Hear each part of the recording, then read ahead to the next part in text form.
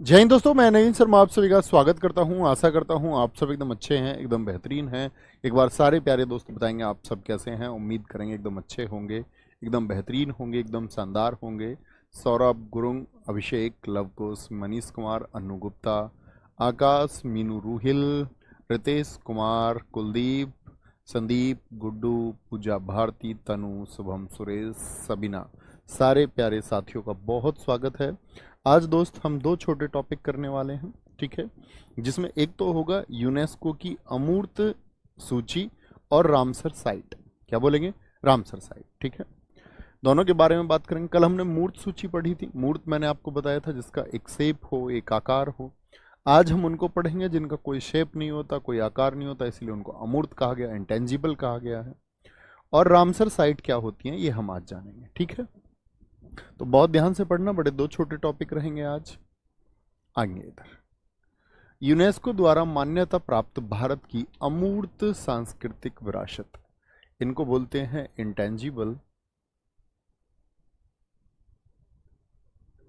Intangible cultural heritage. Cultural heritage ICH के नाम से भी जाना जाता है। किस नाम से? अगर मैं आपसे पूछूंगा भारत में ICH कितने हैं, इंटेंजिबल कल्चरल हेरिटेज, यानी आपका अमूर्त सांस्कृतिक विरासत कितनी है, तब आपका आंसर आएगा भैया कितनी है। मैं आपसे पूछना चाहूंगा, आपका आंसर आएगा टोटल ICH जो भारत में है, total ICH intangible cultural heritage Bharat में वर्तमान में 15 हैं। एक क्वेश्चन तो ये बनेगा आपसे। अमूर्त संस्कृति किसी समुदाय, राष्ट्र यानी कि किसी नेशन की, किसी कम्युनिटी की वह निधि है, यानी कि वह फंड है जो सदियों से उस समुदाय या राष्ट्र के अवचेतन को अभिभूत करते हुए निरंतर समृद्ध प्रतीत होती है। इस बात का क्या मतलब है? यानी कि कोई भी कंट्री हो या कोई भी कम्युनिटी हो, उसके द्वारा कुछ मेमोरीज बताई गई हैं या कुछ मेमोरीज अपने कल्चर को लेकर के संजोई हुई हैं, और उस कल्चर को वो लोग संरक्षित करते हुए यानी आज तक बचाते हुए आगे बढ़ा रहे हैं। कोई आर्ट हो सकती है, कोई डांस हो सकता है, या कोई भी आपका ट्रेडिशन हो सकता है, कोई परंपरा हो सकती है जो सदियों से चली आ रही है। जैसे मैं आपसे बात करूं, अगर मैं आपसे पूछना चाहूं, कालबेलिया नृत्य मैंने आपको बताया था किस राज्य का है? बोलेंगे अभी फटाफट से, फटाफट से बोलेंगे कि कालबेलिया किस राज्य का? तो आप बोलेंगे कालबेलिया राजस्थान का। तो वो नृत्य है, क्या उसका मूर्त रूप हो सकता? आप कहेंगे नहीं जी, तो मूर्त रूप नहीं है तो क्या है? अमूर्त है। बहुत सारे दोस्तों ने 14 लिखा, 14 अपडेट कर लेना बच्चों, अब 15 हो गई हैं, 14 पिछले साल तक थी। अमूर्त सांस्कृतिक समय के साथ अपनी समकालीन पीढ़ियों की विशेषताओं को अपने में आत्मसात करते हुए मौजूदा पीढ़ी के लिए विरासत के रूप में उपलब्ध होती है। यानी कि एक हमको ये विरासत के रूप में मिला, एक हेरिटेज के रूप में मिला, ठीक है। अभी ये सब का कोई अर्थ नहीं है, बाकी का यहां पर आएंगे, ध्यान से देखना। पूछा जाता है सबसे पहली ICH कौन सी है, तो क्या बोलेंगे? ट्रेडिशन ऑफ वैदिक जप। ट्रेडिशन ट्रेडिशन ऑफ वैदिक जप। वैदिक जप समझते हैं भाई? हमारे जो वेद हैं वो बहुत पुराने हैं। अगर साथी बात करते हैं कि हजारों वर्ष पुराने, अगर बात करें तो 3500 वर्ष पुराने लगभग उनको माना जाता है प्रमाणिक रूप से। तो सबसे पहले जो वैदिक जप थे किसी ऋषि ने किए होंगे, ऋग्वेद को लेकर के मंत्र जब पढ़े गए होंगे, लेकिन आज तक भी होते हैं वैदिक अनुष्ठान, आज भी होते हैं, यानी उसको हमने बचा के रखा है। अब मैं आपसे पूछूं, वैदिक जप जो पूजा पाठ होता होगा उसका कोई अमूर्त रूप है? आप कहेंगे नहीं जी। कोई दिक्कत, कोई परेशानी? भैया आपने तो कल 7 बताई थी बेटा, 34 + 7 + 1 वो मूर्त सांस्कृतिक विरासत है। वो आपका कल्चरल हेरिटेज भी है, उसमें नेचुरल हेरिटेज भी है। ये कल्चरल नेचुरल नहीं है, ये इंटेंजिबल है, अमूर्त है। कल जो हमने बात की थी उन सब का मूर्त रूप था। आपने कल की कक्षा में फिर ध्यान से नहीं सुना, मैंने कल भी यही समझाया था। तो ट्रेडिशन ऑफ वैदिक जप सबसे पहला है। तो मैं आपसे बोलूं फर्स्ट ICH कौन सा है? पहला इंटेंजिबल कल्चरल हेरिटेज कौन सा है? तो क्या बोलेंगे? वैदिक जप। रामलीला और रामायण 2008, ये भी 2008। कुटियाट्टम संस्कृत थिएटर हैं, साउथ में होते हैं, 2008 में। रमन आपका साथी धार्मिक त्योहार और गढ़वाल हिमालय, विशेषता अगर मैं बात करूं उत्तराखंड में, 2009 में। मुदियेट्टू केरल के नाटक हैं, बहुत इंपॉर्टेंट है, 2010 के तीनों। क्या पूछता है? पूछेगा आपसे छऊ नृत्य को, छऊ, कालबेलिया और मुदियेट्टू जो केरल के नृत्य नाटक हैं, उनको यूनेस्को की अमूर्त सांस्कृतिक विरासत यानी कि आपका आईसीएच में कब जोड़ा गया? कब जोड़ा गया? सारे दोस्तों का क्या आंसर आएगा? बहुत अच्छा आंसर दिया है अमृत सरकार जी ने कि कालबेलिया से आपका गुलाबो सपेरा जी जुड़ी हुई हैं। बहुत शानदार, ऐसे बच्चे सिलेक्शन की तरफ जाते हैं। अब कुछ दोस्त तो बस पीडीएफ फलाना ढिकना पता नहीं क्या क्या लिखते रहते हैं। बहुत शाबाश, बहुत आशीर्वाद साथी, जो भी साथी कक्षा पे फोकस करते हैं, बहुत गजब। तो क्या बोलेंगे भैया? एक तो हमको वैदिक जप पे ध्यान देना है, एक छऊ हमारा, कालबेलिया और मुदियेट्टू, ये तीनों 2010 के हैं। लद्दाख का बौद्ध जप 2012।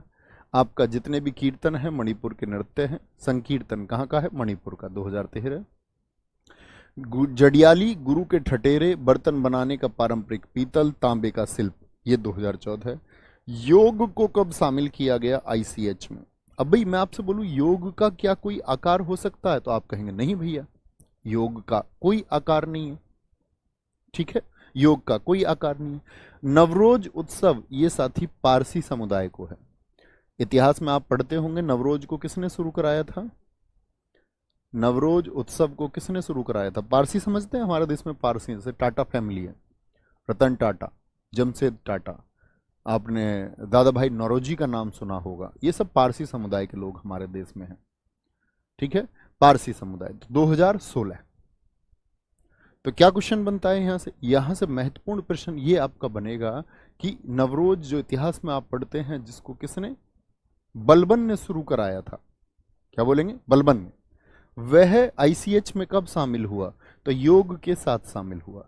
कुंभ मेला 2017, दुर्गा पूजा, और अब से जो रिसेंट में बना है 15वीं, ये 15वीं आईसीएच है और ये 14वीं आईसीएच है। तो 15वीं और 14वीं दोनों से क्वेश्चन साथी पूछे जाते रहेंगे, और अभी आप 2024 के एग्जाम में विशेष क्वेश्चन गरबा से तो देखेंगे ही। क्या बोलेंगे? गरबा से विशेष क्वेश्चन तो भैया देखने को मिलेगा ही। तो 2008 में पहली आईसीएच बनती है, वैदिक जप की परंपरा। उसी वर्ष में आपका जो रामलीला था, रामायण था, कुटियाट्टम थिएटर, ये 2008 के थे। 2009 में साथी जैसे ही हम आए तो हमारा बना आपका उत्तराखंड का जो रम्मन कला है। ठीक है, मुदियेट्टू आपका जो केरल की नाट्य कला है, छऊ और कालबेलिया ये तीनों 2010 के थे। इसके बाद में मैंने महत्वपूर्ण आपको बताया योग और नवरोज उत्सव 2016 के हैं, बहुत इंपॉर्टेंट है। कुंभ मेला 2017 में, और 14वीं आईसीएच थी दुर्गा पूजा पश्चिम बंगाल, और 15वीं आईसीएच बनी है साथी, 15वीं जो बनी है वो बनी है आपकी, क्या बोलेंगे, गरबा। तो गरबा कहाँ का बताया था हमने? गया गुजरा, जो आपका गरीब आदमी है उसको बोलते गुजरात का है। कोलकाता में दुर्गा पूजा होती है, नवरोज, योगा, छऊ डांस, कालबेलिया, मुदियेट्टू, इन पर साथी विशेष फोकस रखना है। कोई दिक्कत, कोई परेशानी? बहुत बढ़िया, समीर कुमार जी ने बहुत अच्छा उत्तर दिया था। नवरोज बलबन ने शुरू कराया था, जिसका शासन 1265 से 1287 तक था। आगे आए बोलेंगे भाई, इनमें से कोई नाम अगर आप नहीं जानते हैं तो उसके बारे में रिसर्च कर लेनी है। ठीक है, नहीं तो नाम पढ़ने। अब जैसे कुछ लोग कह रहे हैं योग क्या होता है, नवरोज क्या होता है, इनके बारे में बच्चों रिसर्च करना सीखो। अच्छे छात्र का काम क्या होता है? जब वो पढ़ता है तो किनारे पे रखता है ऐसे क्वेश्चन मार्क, क्योंकि एक छात्र में जिज्ञासा होनी जरूरी है। अब उस जिज्ञासा आपकी कई तरह की हो सकती है, तो उसके लिए फिर रिसर्च करनी है। ठीक है। एक बच्चे ने बताया जी गरबा तो जेठालाल की बीबी दया करती है। बहुत शानदार। ठीक है, ईयर बहुत महत्वपूर्ण है साथी, फिर से बता देता हूं, ये सबसे इंपॉर्टेंट ईयर है। 2008 और 2023 और 21 बहुत महत्वपूर्ण ईयर है, और साथ में क्या, योग का ईयर। कभी भूलेंगे तो नहीं? नहीं जी। आगे आते हैं, अब आते हैं रामसर साइट, जिनको हम रामसर स्थल या वेटलैंड साइट के नाम से जानते हैं। रामसर स्थल बोले या आर्द्रभूमि स्थल बोले। आर्द्र का मतलब समझते हैं साथी? एक वर्ड होता है, आप लोग अंग्रेजी में पढ़ते होंगे, ड्राई। ड्राई मीन्स क्या होता है? शुष्क। शुष्क मतलब सूखा हुआ। और एक होता है वर्ड आपका वेट। वेट का अर्थ क्या होता है? गीला। गीला। तो वेट कोई जो गीला है इसी को हम बोलते हैं आर्द्र, और इसी वर्ड से नाम पड़ा है आर्द्र भूमि। यानी कि गीला जो स्थल है, जैसे कोई झील है, झील के आसपास की भूमि कैसी होगी अगर उसमें पानी है तो? आप कहेंगे भैया वो नमी वाला स्थान है, वेट है। लेकिन कई बार देखा गया कि जो आपका एटमॉस्फेयर आपका हम बात करते हैं, वातावरण की हम बात करते हैं, उसमें डाइवर्सिटी आई। उस डाइवर्सिटी की वजह से क्या हुआ कि ये पानी का संरक्षण नहीं हो पाया, तो बहुत सारे नम जगह किसमें बदलने लग गए? शुष्क जगह में। यानी कि जो जगह वेट थी वो ड्राई होने लग गई। अब बड़े चिंता का विषय आया, क्योंकि एक जल पर ऐसा तो नहीं है कि जल आपके लिए, वो कई प्रजातियों का जीवन उस पर निर्भर होता है, बहुत सारी स्पीसीज डिपेंड करती हैं, बहुत सारी चिड़िया, बहुत सारी अन्य वनस्पतियां, तो उनका जीवन भी संकट में आता है अगर वो जगह सूखी हो गई। तो दुनिया भर की ऐसी नमी वाली जगहों को बचाया जा सके, आर्द्र भूमियों को बचाया जा सके, इसके लिए सम्मेलन हुआ, रामसर सम्मेलन। एक बार थम्स अप करें, बात समझ में आया? कैसी जगहों को हमको बचाना था? नमी वाले स्थानों को। तो 2 फरवरी इसी को हम वेटलैंड डे भी मनाते हैं। 1971 को रामसर स्थल कहां पर है? रामसर एक जगह का नाम है, ईरान में। एक समिट होता है, ठीक है, एक कॉन्फ्रेंस हुई। दुनिया की पहली साइट ऑस्ट्रेलिया के कोबर्ग प्रायद्वीप थी, जिसे 1974 में नामित किया गया। दुनिया की पहली रामसर साइट कौन सी है? ये बहुत महत्वपूर्ण है, 2 फरवरी ईयर बहुत महत्वपूर्ण है, 1971 रामसर। फिर एक रामसर ट्रीटी साइन होती है 1975 में, ठीक है, कि भाई हमको कैसे आपका वर्क फंक्शनिंग रखनी है। भारत तब तक इसमें शामिल नहीं था। भारत ने रामसर संधि पर जो साइन किए 1982 में किए। राष्ट्रीय आर्द्र भूमि संरक्षण कार्यक्रम भारत सरकार ने 1985 में चलाया। और भारत की पहली जो रामसर साइट है, मोस्ट इंपोर्टेंट, वो है चिल्का झील। चिल्का झील आप जानते होंगे साथी, खारे पानी की सबसे बड़ी झील है। कैसी है? खारे पानी की सबसे बड़ी झील, साल्ट वाटर की, खारे पानी की सबसे बड़ी झील, खारे पानी की सबसे बड़ी झील कौन सी है? तो हम कहेंगे भैया चिल्का झील है, ठीक है, उड़ीसा की। लैगून झील है, खारे पानी की सबसे बड़ी लैगून झील, जैसे सांभर भी बड़ी झील में से एक होती है। तो एक तो क्वेश्चन चिल्का से बनेगा, ठीक है। अब मैं आपसे पूछूंगा सारे साथियों से, मुझे बताओ भारत में कितनी रामसर साइट हैं? तो बहुत सारे दोस्त जैसे पहले से लिख रहे हैं 75। अब 75 के डेटा को भूल जाना है। अब क्या बोलेंगे? भैया अब रामसर साइट 80 हो गई हैं, और अभी 2 फरवरी 2024 को 5 नई साइट और जोड़ी गई, जिनमें से प्रमुख है सबसे अंक समुद्र। उन सब के बारे में हम जानेंगे। आपका कराईवेटी तमिलनाडु का भी जोड़ा गया, ठीक है। आगे आइए, कोई दिक्कत? क्या बात मैंने बोली?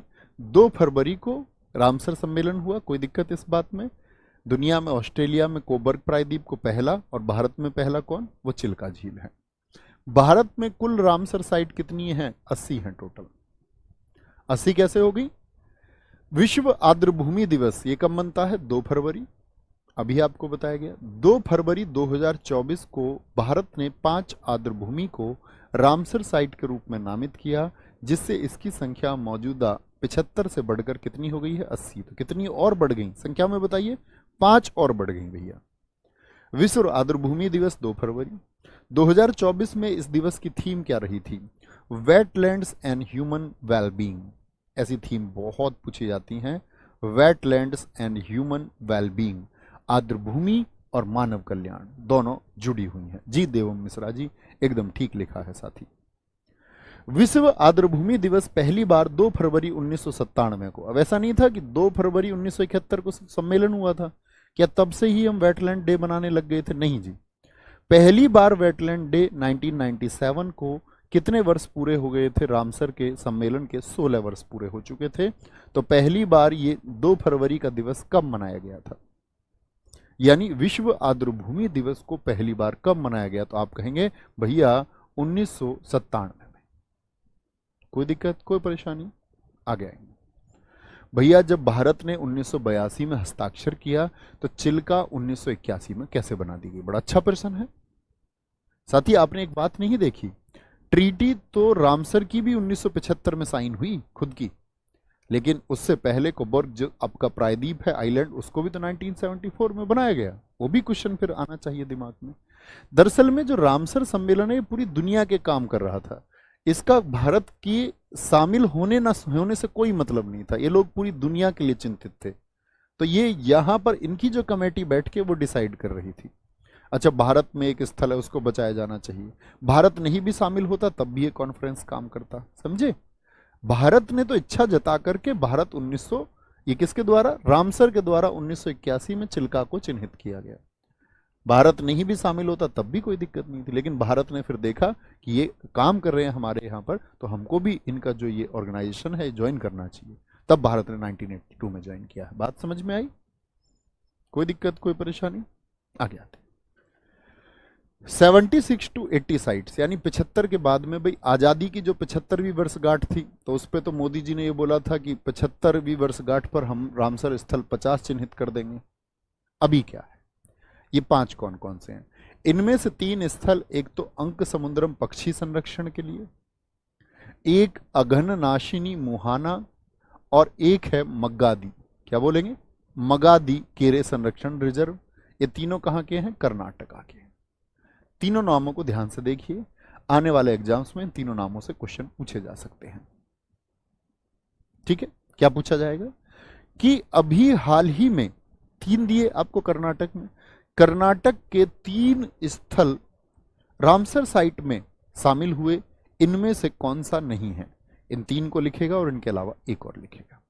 तो कैसे याद रख लेना, अंक समुद्रम, अघननाशिनी और मग्गादी। एक आदमी ये कह रहा था मैं समुद्र को ना मग्गे के द्वारा नाश कर दूंगा। मग्गा होता है पानी का, मग्गादी, तो कह रहा मग्गे के द्वारा अघनाशिनी, मैं नाश कर दूंगा समुद्र का। कह रहा मग्गे में पानी भर के पूरे समुद्र का नाश कर दूंगा। कर रहा पागलपन नहीं कर रहा है भैया, ये तो प्रॉपर नाटक कर रहा है, एकदम से नाटक कर रहा है। ये शायद दूसरे प्रकार का नशा करता है।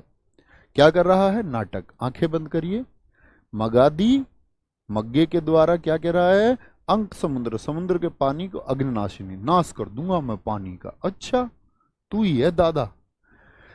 आगे आते हैं फिर 2 पक्षी अभ्यारण्य और आए, कराईवेटी पक्षी अभ्यारण्य साथी, कराईवेटी पक्षी अभ्यारण्य और लॉन्गवुड सोला, क्या बोलेंगे, लॉन्गवुड सोला रिजर्व वन कहां पर है? तमिलनाडु। 2 ये साइट रही, तो इन दोनों से भी क्वेश्चन पूछ सकता है।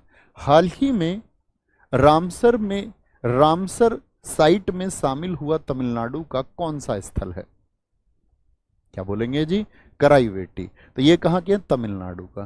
कह रही है तुम मिलने नहीं आते हो, कराई जाते हो वेट कराई जाते हो। तो कराईवेटी कहाँ का है? या पूछ ले कराईवेटी पक्षी। जब कोई चीज चर्चित होती है तो उससे क्वेश्चन पूछता है एसएससी। क्या पूछेगा? कराईवेटी पक्षी अभ्यारण्य कहां पर है? तो तुम क्या बोलोगे? कराई जाते हो वेट, तुम मिलने नहीं आते, कराई जाते हो वेट। ठीक है, कैसा वेट? लॉन्ग वेट, लंबा इंतजार करते हो, लंबा इंतजार करवाते हो तुम तो। लॉन्गवुड, कराईवेटी, ये दोनों तमिलनाडु के हैं। कोई दिक्कत, कोई परेशानी? बोलेंगे जी फटाफट से, आगे आएंगे। हाँ यार, ये पीछे देखना एक बार, 1997 लिखा हुआ है हमने जो ये ऊपर, 1997 यहाँ हमने क्या लिख रखा था? एक लाइन आई थी 16 वर्ष। 16 थोड़ी होंगे, 2 फरवरी 1971 से कितने वर्ष हो जाएंगे? 2 फरवरी 1971, 1981, 1991, 26 वर्ष हो जाएंगे ना भाई। 26, मैंने अभी देखा, इधर ध्यान से देखो, क्या बोलेंगे? 26 ईयर्स होने चाहिए। 1971 के बाद में कितने वर्ष होने चाहिए साथी? 26 वर्ष। Really sorry. अब बात आती है, याद रखेंगे दोनों, कोई दिक्कत तो नहीं? 5 साइट याद रखेंगी जी भैया। सबसे बड़ा रामसर साइट कौन सा है? सुंदरवन। सुंदरवन का डेल्टा, आप ज्योग्राफी में पढ़ते हैं ना, सुंदरवन का डेल्टा किन नदियों के द्वारा? गंगा ब्रह्मपुत्र के द्वारा इधर बे ऑफ बंगाल में बनाया जाता है। बे ऑफ बंगाल में, जब ये बंगाल की खाड़ी में डलती। सबसे छोटा रामसर स्थल वो हिमाचल का रेणुका है। रेणुका तो याद है, हिमा और आंचल की मम्मी का नाम रेणुका था, भूले तो नहीं? अच्छा, हिमा और आंचल के पापा का नाम बताओ क्या था, तब मैं जानूं। बहुत बढ़िया भैया। फिर इनकी रक्षा कैसे की जाती है बच्चों? गवर्नमेंट उसको देखती है, उनकी खुदाई, प्रॉपर सप्लाई पानी की, वहाँ की जो प्रजातियाँ, उनके लिए फूड्स वहाँ पर आके नेचुरल जो आपका, अगर बात करें हम, ऐसे प्राकृतिक गतिविधियों को बढ़ाया जाता है। ठीक है, बहुत सारे एक्सपर्ट लोगों को वहाँ के ज़मीन की जांच आदि का काम सौंपा जाता है कि वो वहाँ की मिट्टी का अध्ययन करके वहाँ के लिए किस तरह की वनस्पति इम्प्लांट करनी है वो उनको करते हैं। ऐसे रक्षा होती है राम प्रसाद जी, समझे? सबसे छोटा रामसर स्थल कौन सा है भैया? रेणुका। सबसे बड़ा कौन सा है? वो सुंदरवन है। कोई दिक्कत? अब आते हैं, भारत के टोटल कितनी साइट हैं? 80 साइट हैं। तो उन 80 साइट में से कितनी साइट हैं जो किसी एक स्टेट में सबसे ज़्यादा हैं? तो तमिलनाडु में 16 हैं। सर्वाधिक रामसर स्थल किस राज्य में है?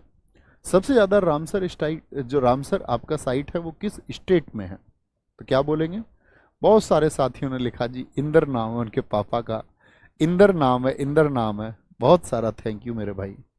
पता है, जब हम ऐसे क्वेश्चन पूछते हैं और आपकी तरफ से आंसर आते हैं तो इसका मतलब होता है कि एक इनर हैप्पीनेस एक टीचर को होती है कि हाँ, मैं अपने बच्चों को जो सिखाना चाह रहा हूँ, अपने भाइयों साथियों को जो सिखाना चाह रहा हूँ, उसमें वो सफल हो रहे हैं। आप ही लोग रिजल्ट बनाते हैं, ठीक है, जिनको ये चीज़ें याद होती हैं। Very good. इस बार का रिजल्ट कमाल होगा, देखना आप, धमाल। 80वां रामसर स्थल लॉन्गवुड 16वां रिजर्व बना। कौन बना? लॉन्गवुड। और दूसरा कौन सा था? बोलो एक बार। लॉन्गवुड के अलावा तमिलनाडु का कौन सा था भैया? उसका नाम है कराईवेट्टी। दूसरी बार 2012-13 में भारत सरकार ने राष्ट्रीय आर्द्रभूमि संरक्षण कार्यक्रम शुरू किया था। ये साथी पीडीएफ में आपको टोटल 80 साइट दिख जाएंगी। मैंने जो आपको बताया है उतनी जानकारी आपको याद करनी है। इनमें से जो नेशनल पार्क के अंतर्गत या रिजर्व के अंतर्गत है या जो पक्षी अभ्यारण्य है वो मैं आपको पढ़ाऊंगा अलग से, ठीक है। पक्षी अभ्यारण्य, बर्ड सेंचुरी हम पढ़ेंगे, उनको हम ट्रिक से याद करेंगे, एकदम आप भूल नहीं पाएंगे। तो ये देख लेना पीडीएफ में, अगर कुछ रिसर्च आपको करनी है तो। फिर आते हैं हम दुनिया के 8 अजूबे। सुने हैं? 7 वंडर्स तो भैया हमने बहुत सुना है, 8 वंडर्स भैया हमने बहुत सुना है, ठीक है। सर जी इंग्लिश में भी पढ़ाओ दोस्त, ऐसा कोई वर्ड नहीं है, अगर आप ध्यान से सुन रहे होंगे और आप अभी खुद हिंदी में लिख के बता रहे हैं मुझे, मैं भी, आप इसको अगर इंग्लिश में लिखते तो मैं समझता आप बड़े टॉप क्लास इंग्लिश के बच्चे हैं। लेकिन ऐसा कोई वर्ड नहीं है दोस्त जो मैंने इंग्लिश में नहीं बोला हो। आप क्लास पीछे करके फिर से चला के देखिए। रेणुका को मैं रेणुका ही बोलूंगा, रेणुका नहीं कह सकता, रियली सॉरी। क्या बोलेंगे? दुनिया के 8 अजूबे। एक है ग्रेट वॉल ऑफ चाइना, दुनिया की सबसे बड़ी दीवार है ये। क्या बोलेंगे? चीन ने अपनी सीमाओं को सुरक्षित करने के लिए, ठीक है, आगे आएंगे। क्या बोलेंगे? स्थान कहां पर है? सिर्फ याद करना है नाम, चाइना। ये सब नहीं रटना है कि किसने बनवाई थी। जिनको बच्चों को शौक है वो याद कर सकते हैं, बस याद रखें दुनिया के 8 अजूबों में कौन कौन है। इमेज बनानी है बस। ग्रेट वॉल ऑफ चाइना है। कौन है? ग्रेट वॉल ऑफ चाइना है। एक है आपका साथी चिचेन इट्जा। क्या है? Chichen Itza. ये कहां पर है? आपका मैक्सिको में है। क्या बोलेंगे? मैक्सिको में। देखें कभी ये इमेजेस, छोटे, जब छोटे कक्षाओं में आप रहे होंगे या उससे पहले कभी देखा हो, नहीं देखा हो तो अभी देख लेना। चिचेन इट्जा दुनिया के 8 अजूबों में से एक अजूबा है। किस देश में है? मैक्सिको में है। पेट्रा। क्या बोलेंगे? पेट्रा कहां पर है साथी? आपका जॉर्डन देश में है। जॉर्डन देश में है, ठीक है। पेट्रा, क्या बोलते हैं इसको? रोज सिटी के नाम से भी जाना जाता है। दुनिया के 8 अजूबों में से कौन है जिसको रोज सिटी के नाम से जाना जाता है? पेट्रा इसे दुनिया का 8 अजूबों में से एक शामिल माना जाता है। माचू पिच्चू, माचू पिच्चू के टीले हैं साथी ये पेरू देश में है। कहाँ जाता है? कहाँ है ये? पेरू देश में है माचू पिच्चू। सबके नाम पूछूंगा मैं आपसे, अभी एक बार और दिखाऊंगा और फिर सारे लिखने हैं आपको। क्राइस्ट द रिडीमर, ये जो आपका स्टैचू है ये कहाँ पर स्थित है? ब्राजील के रियो डी जेनेरियो में है, ब्राजील में, ठीक है। मूर्तिकार पॉल लैंडोवस्की द्वारा इसको डिजाइन किया गया। कॉलिजियम, कॉलिजियम्स देखा है कभी इमेज? ये बहुत सारे साथियों ने देखे होंगे, बहुत सारे ने नहीं। इटली में कॉलिजियम है, ठीक है। ये एक राजवंशों द्वारा बनाए गए हैं। जैसे ताजमहल भारत में एक खूबसूरत जगह है। और क्या बोलेंगे? ये किसके द्वारा बनाया गया, स्थिति याद रखेंगे, शाहजहां, इतिहास में हम जानते ही हैं। देश भारत है। 8वां अजूबा है अंकोर वाट का मंदिर, जिसको 8वें अजूबों में शामिल किया गया। और ये कहां पर है, कंबोडिया में। अंकोर वाट का मंदिर है, टेम्पल है, टेम्पल ऑफ अंकोर वाट। क्या बोलेंगे, टेम्पल ऑफ अंकोर वाट। क्या बोलेंगे जी। कंबोडिया में स्थित अंकोर वाट को हाल ही में दुनिया के 8वें आश्चर्य का खिताब मिला है। कंबोडिया में फैला ये जो मंदिर है, ये गिनीज वर्ल्ड रिकॉर्ड्स की सबसे बड़ी धार्मिक संरचना के रूप में, यानी सबसे बड़ी धार्मिक संरचना है। ठीक है। प्रारंभ में यह विष्णु को समर्पित एक हिंदू मंदिर था, और जो 12वीं शताब्दी में हिंदू बौद्ध मंदिर के रूप में विकसित हुआ। यानी पहले एक हिंदू मंदिर था, और बाद में जब वहाँ बौद्धिज्म बढ़ा तो ये आपका किस तरफ चला गया, आपका बौद्धिज्म की तरफ चला गया। वापस से एक बार और दिखाऊंगा सारे अब मैं आपको। अब ये बचपन की चीज़ें थी, अब आपने नहीं पढ़ा है तो मैं आपको नहीं बताने वाला हूँ साथी, उसके लिए रियली सॉरी कि भैया चीन की दीवार में ऐसा क्या खास है। ये यूट्यूब पर आपको छोटी वीडियोज़ मिलेंगी, वो फनी वीडियोज़ हैं। आपको याद रखने इनके नाम और स्थल, बस एक स्मार्ट स्टूडेंट की तरह। हिमांशु कुमार जी ने बहुत अच्छा लिखा है। उन्होंने लिखा है कि यूनेस्को में भी शामिल हुआ ताजमहल 1983 में। सर सबसे ज़्यादा सुंदर अजीबा जो है वो भारत का है।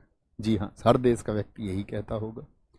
क्या बोलेंगे, great wall of China, Chichen Itza, Petra, आपका माचू पिच्चू, माचू पिच्चू, और आपका क्राइस्ट द रिडीमर। कॉलेजियम कहाँ पर है, इटली में है। ताजमहल कहाँ पर है, भारत में है। अंकोर वाट कहाँ पर है, कंबोडिया में है। कहाँ पर है, कंबोडिया में। बोलेंगे साथी, क्या क्या नाम मैंने आपसे बोले, एक बार आंखें बंद करके बोलने का प्रयास करें। ताजमहल को गिनने की जरूरत नहीं, 8वां अजूबा अंकोर वाट का मंदिर, उसे गिनने की जरूरत नहीं। इसके अलावा 6 बोलने हैं। तो 6 में एक तो आता है ग्रेट वॉल ऑफ चाइना, एक आपको मैंने बताया चिचेन इट्जा, एक साथी मैंने आपको बताया कॉलेजियम, एक हमने रिडीमर की मूर्ति, क्या बोलेंगे, रिडीमर की मूर्ति यहां पर आया आपका। और फिर क्या बोलेंगे, माचू पिच्चू और कॉलेजियम। कोई दिक्कत। तो 8 अजूबे की बात आई। अब क्वेश्चन आपके दिमाग में ये आना चाहिए, भैया 8 अजूबे यही क्यों है। तो ये दरअसल में क्या है, 8 अजूबे बनाने के लिए हर बार वोटिंग, वहां पर जाने वाले दर्शकों की संख्या, वहां पर कितने लोग विजिट करते हैं, इस संख्या के आधार पर कि उसकी प्रसिद्धि क्या है, इसके आधार पर जो यूनियन है आपका, वो ये फैसला करती है कि किसको अजूबे में रखा जाए। तो अंकोर वाट को 8वां बनाने का जो अजूबे का जो कारण है वो यही है कि वहां जाने वाले दर्शकों की संख्या बढ़ती जा रही है। ठीक है, बहुत बढ़िया भगीरथ, बहुत शानदार। समनदीप जी ने लिखा है ताजमहल के जो वास्तुकार हैं वो अहमद लाहौरी हैं। कोई दिक्कत, कोई परेशानी। तो ये छोटा सा टॉपिक हमारा आज का था, आप एक बार इसको बैठ के पढ़ना। आप लोगों को इस पर जो भी रिसर्च करनी है वो जरूर करें। आप मान के चलो आपको जानना हो माचू पिच्चू में क्या खास है ना, चिचेन इट्जा में क्या खास है, कॉलेजियम में क्या खास है, ये बड़ी इंपॉर्टेंट बात है। 8 अजूबे में शामिल करने के लिए कौन है इसको, 8 अजूबे की जो घोषणा करता है साथी, वो यूएन की एक सहायक संस्था है, जो दुनिया के लिए, जिसको हम बोलते हैं वर्ल्ड टूरिज्म के नाम से, यानी कि जो विश्व पर्यटन के लिए संस्था हैं, वो सारी की सारी संस्थाएं मिलके आपस में इसका चुनाव करती हैं। हर देश अपने स्थल का प्रपोजल भेजता है उसको, और दुनिया भर के सारे जितने भी पर्यटन विकास के लिए कार्य कर रही संस्थाएं यूएन की निगरानी में इसको चयन करवाती हैं कि ये आपका अजूबा होगा या नहीं होगा। ठीक है, कोई दिक्कत, कोई परेशानी। सर ताजमहल के निर्माण में कोई दिक्कत है, 1648 में पूर्ण होना चाहिए, मैं देख लेता हूँ एक बार। 1648 में लाल किला, सॉरी ताजमहल को देख लेते हैं क्या है। हाँ ठीक है भाई, 48 में लाल किला हुआ था, उसके 5 साल बाद ये हुआ था। कल की जो क्लास होगी हमारी साथी, वो होगी हमारी India and it's neighbouring countries, India and it's neighbouring countries. ठीक है, भारत और उसके पड़ोसी देश, क्या क्या क्वेश्चन बन सकते हैं इनसे, ये टॉपिक हम कल करने वाले हैं।